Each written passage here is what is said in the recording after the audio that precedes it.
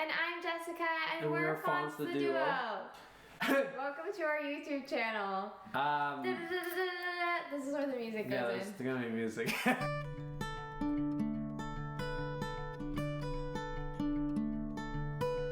So I really like this podcast called Song Exploder, where they break down their songs from start to finish. And I thought it would be a cool idea if we did that for our newest song, Morse Code. Initially, the song started with a poem that I wrote at this workshop that I go to in Ottawa. And all I had to start off with was the lyrics, "Hey, I don't speak in Morse code, but there's rhythm to your language, and I want to understand. Uncovering the blanket that's toying with your mindset, and I want to understand."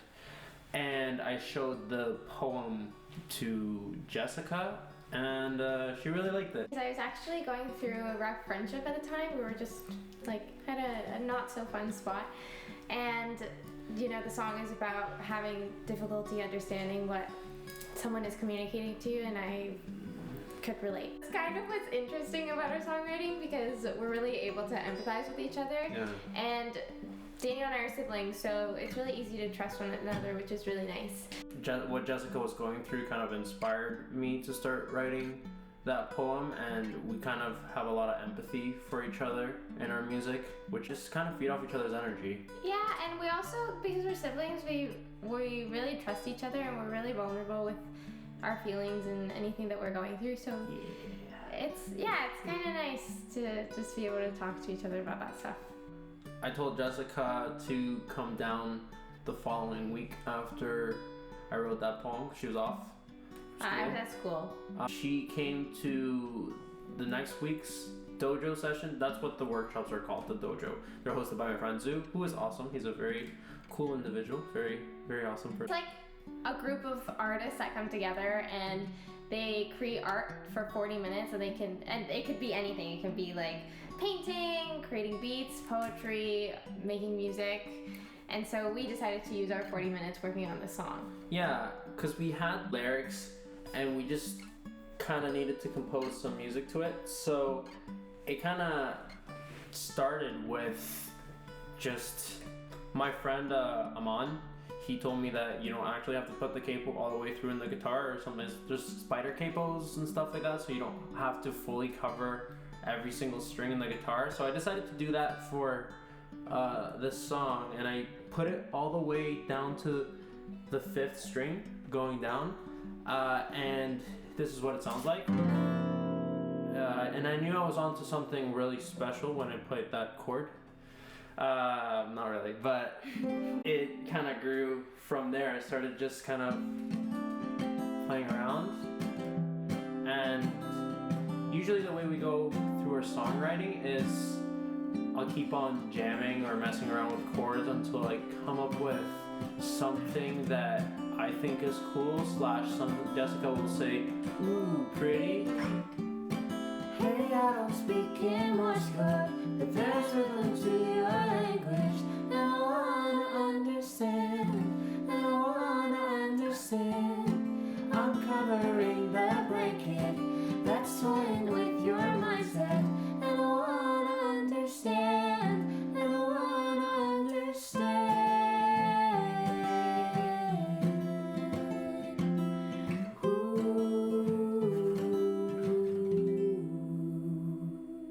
And if it's ooh pretty, that means it might become a song. This time it did. Yay!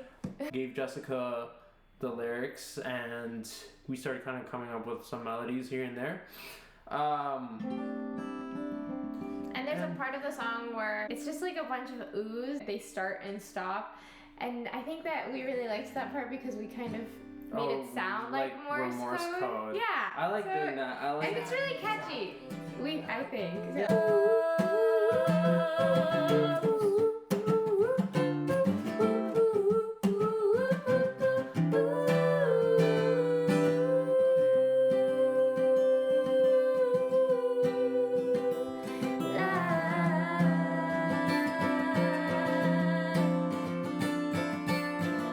Yeah, we wanted to dive deeper than what we just had because it just kind of felt like it needed more lyrics or more of a complete story. Yeah. So we started kind of talking about what it's like to have a lack of communication with someone, or what it means to lose that level of connection with someone. It's kind of like you're not really talking to anyone at all, kind of like you're talking to a ghost.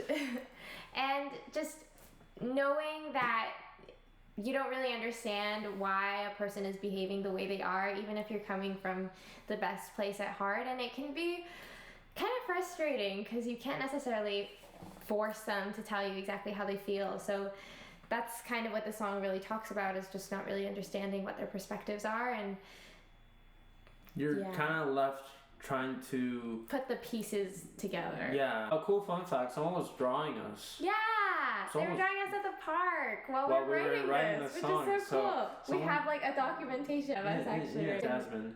Jasmine. We'll probably put her Instagram handle. Yeah, down you can below. follow her.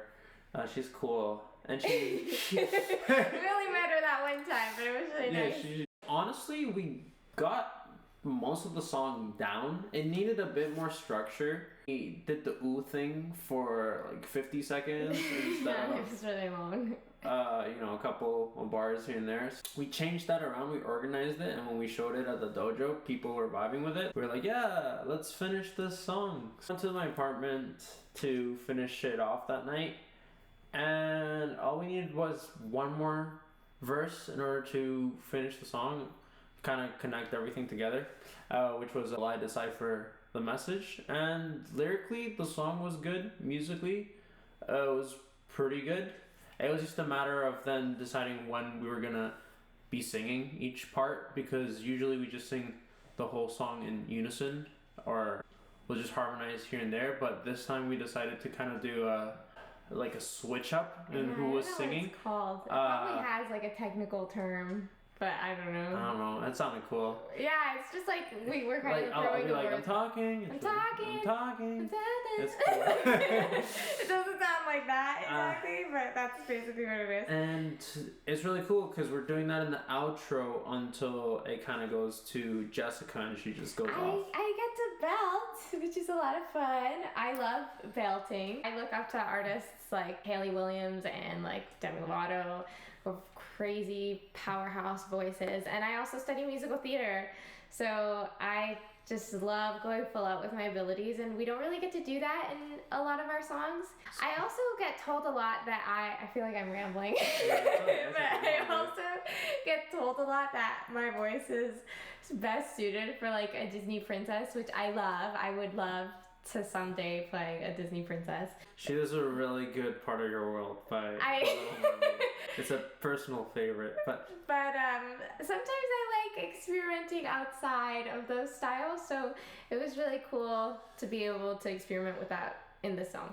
Pretty much how the song came to be. We really liked it, and we decided, hey, we're gonna record this, we're gonna put it on all platforms and everything. And so we went to Jessica's school, and they had these whisper rooms, which are kind of rehearsal rooms for the students, where they have a piano and the walls are kind of foamed up. The idea is for it to be completely soundproof so that all the students can just go in and practice on their songs without obviously hearing each other. So we would take out the piano and like that was in that room, and the seat and everything, and then set up our mini studio or like our interface and microphones there, and we recorded the guitar for the song. That was it. And we didn't touch it for a year. Mm-hmm. So if you want to find out more about why we didn't touch it for a year, well, like life happens and stuff, but Don't tell them that. yeah. In the next video, we'll go over the continuation. And the production, and we have a really funny recording story. Oh, yeah. So stay tuned for that. And we're gonna have a special guest in that video. So it'll be really exciting. I love that special guest. He's cool. He's awesome. Thank you guys so much for tuning in. Remember to create, express yourself, and Be Wait, vulnerable. do this. Remember to create, express yourself, and be please vulnerable. okay. Remember to create, express yourself, and please be vulnerable. Please like and subscribe, and I'll see you next time.